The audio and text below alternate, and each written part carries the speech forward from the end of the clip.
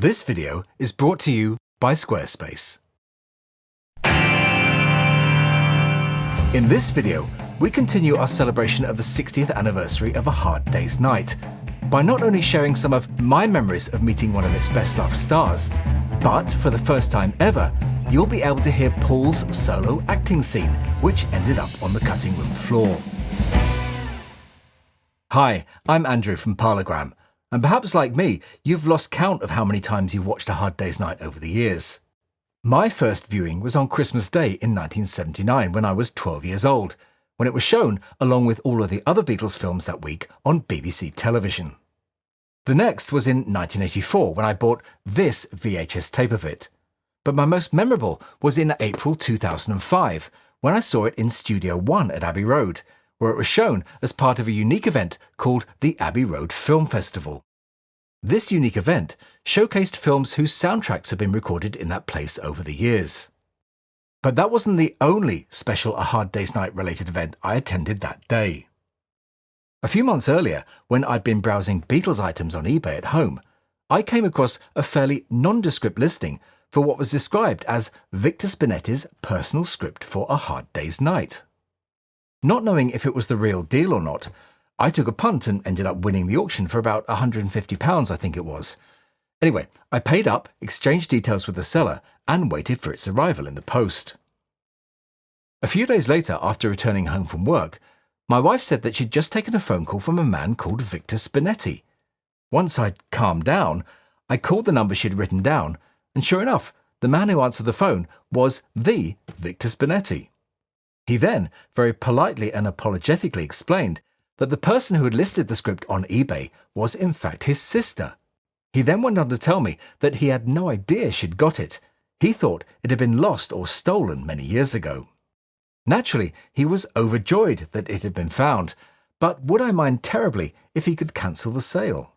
I said of course not, happy that I'd played a part in reuniting him with such a prized possession, and I thought that was that. But a few days later, Victor called again. This time, it was to invite me to London for lunch. Now, as I'd already booked to see the Hard Day's Night film at the aforementioned Abbey Road Film Show, I made a date to meet him that morning. I did invite him to accompany us to the screening, but he declined. Instead, he took my wife and I for a champagne lunch at the Ivy and spent a good couple of hours entertaining us with fascinating tales of his life and of the celebrities he'd met and befriended over the years. We were, he pointed out as we began our starters, sat at his favourite table, the same table he told us that he and Marlene Dietrich had lunched back in 1964. Miss Dietrich, he revealed from experience, was a terrible cook and always went out to eat. After his partner died in 1997, Victor moved from Brighton to London and was now living in a tiny flat just off the Charing Cross Road, which, after lunch, he invited us back to. Far from being the memorabilia-filled abode I'd imagined, there was, apart from a large fan-made Beatles painting on the wall and a small framed scrap of paper signed by John Lennon on his coffee table, little to suggest his Beatles connections.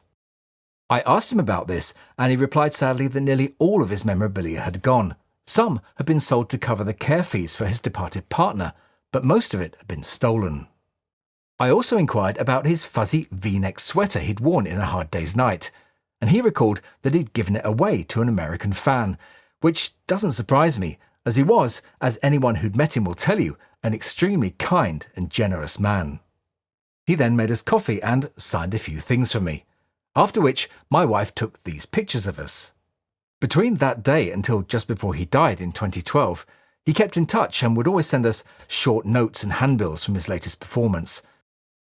His autobiography, Victor Spinetti Up Front, published in 2006, is a must-read. I did eventually, some years later, get hold of an original script, and although I've since sold it, I did make a copy of it, which is right here.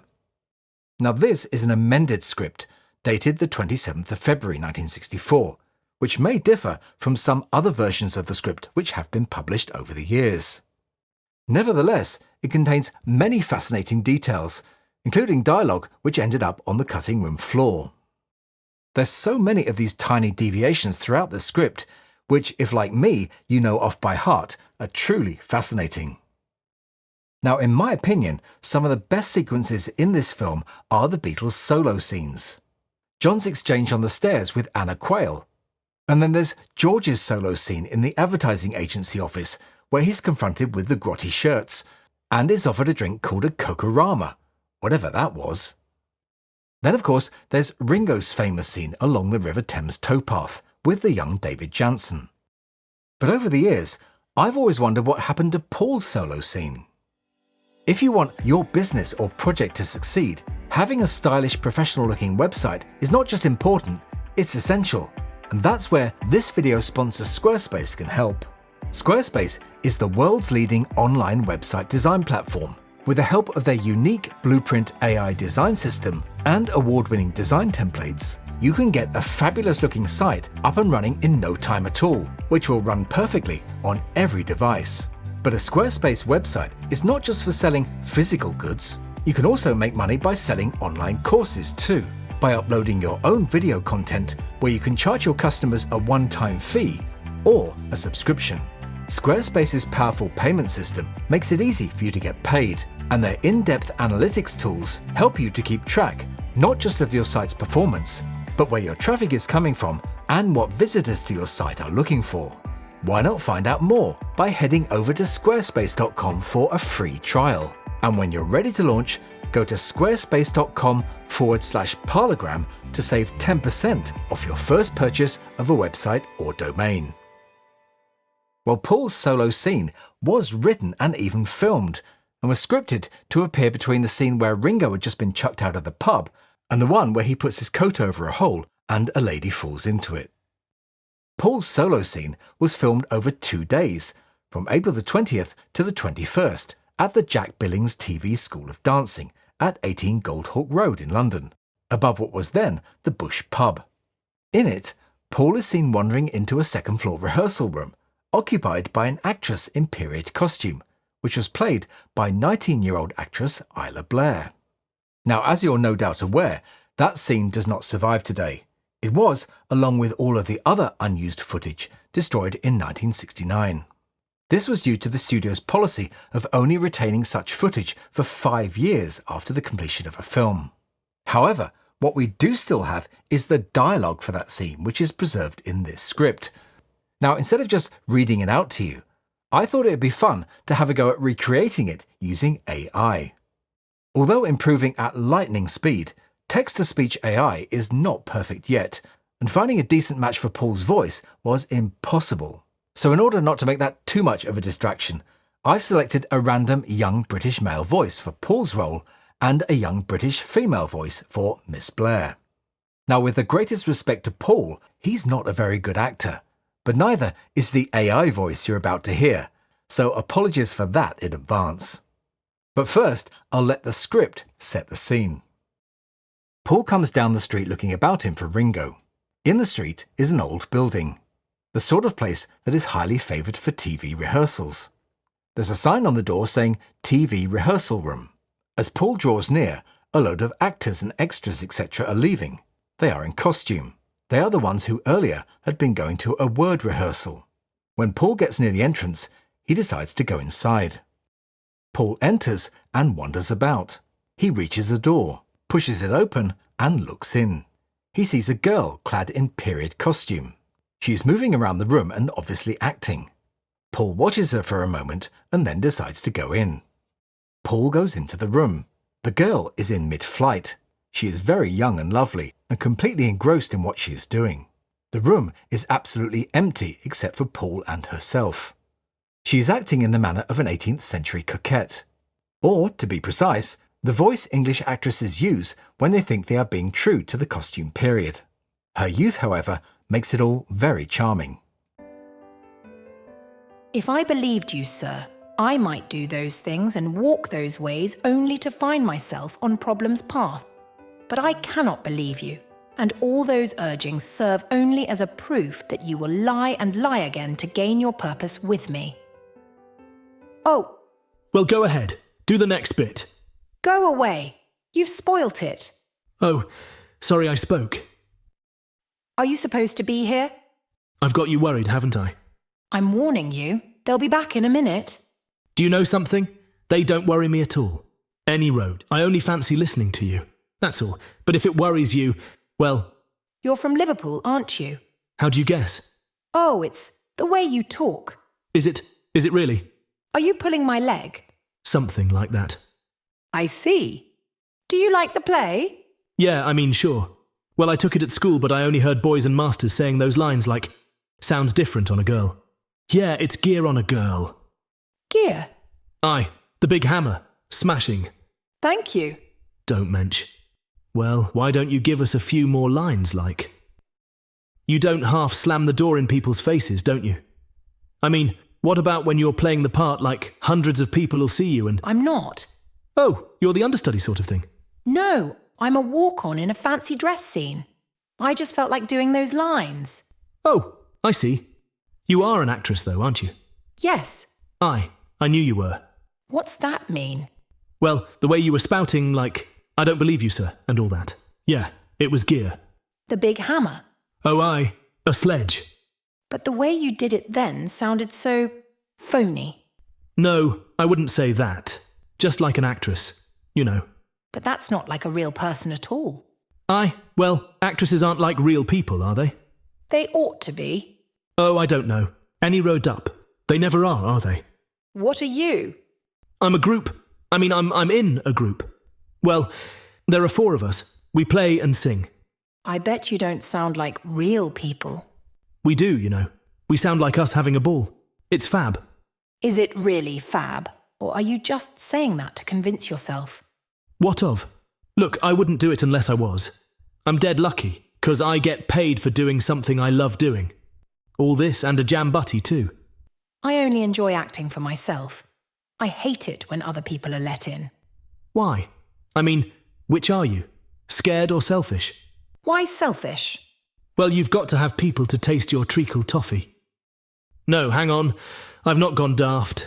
You see, when I was little, me mother let me make some treacle toffee one time in our back scullery. When I'd done it, she said to me, go and give some to the other kids. So I said I would, but I thought to myself, she must think I'm soft. Any road I was eating away there, but I wanted somebody else to know how good it was, so in the end I wound up giving it all away. But I didn't mind, 'cause I'd made the stuff in the first place. Well, that's why you need other people, an audience, to taste your treacle toffee, like. Does that sound as thick-headed to you as it does to me? Not really, but I'm probably not a toffee maker. How would you do those lines of mine? Well, look at it this way. I mean, when you come right down to it, that girl, she's a bit of a scrubber, isn't she? Is she? Of course. Look, if she was a Liverpool scrubber. Hey, fella, you want to try pulling the other one? It's got a full set of bells hanging off it. You what? I know your sort. 2 Cokes and a packet of cheese and onion crisps, and suddenly it's love, and we're stopping in an empty shop doorway. You're just after my body and you can't have it. So there. And you honestly think that's what she meant? Oh, definitely. It sticks out a mile. She's trying to get him to marry her, but he doesn't want... Well, I don't reckon any fella's ever wanted to get married. But girls are like that. Clever and cunning. You've got to laugh. Well, it's nice to know you think we're clever. And cunning. And what do you do about it? Me? Oh, I don't have the time. I'm always running about with the lads. No, we don't have the time. Pity. Aye, it is. But as long as you get by, it's all right, you know. Bash on. Happy valleys when they let you stop. Any road, I'd better get back. Yes. See you. Of course.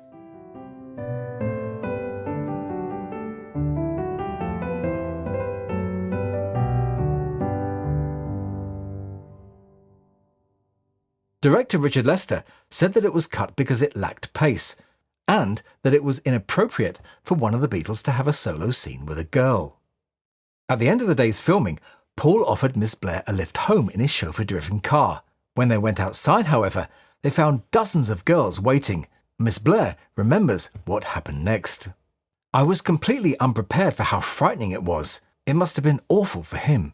They were grabbing at him, and they were very vicious with me. They pulled my hair, they scratched me, they pulled me, they punched me, they pinched me, and it was horrible. Although they managed to drive away safely, Miss Blair declined Paul's repeat offer of a lift the following day. Isla Blair went on to feature in many film and television roles up to 2020, and thankfully, unlike most of the original cast members, is still with us. Help also had a number of scenes which didn't make it into the final cut, the best known being the one where they visited Sam Ahab's School of Transcendental Elocution, which featured Wendy Richard and Frankie Howard. But that's a story for another day. I really hope you enjoyed our celebrations of A Hard Day's Night, and if you haven't already, do take a look at our previous video about it. I'll be back next week, same time, same channel. But I'm done for this one, so I'll say bye for now, and thanks for watching.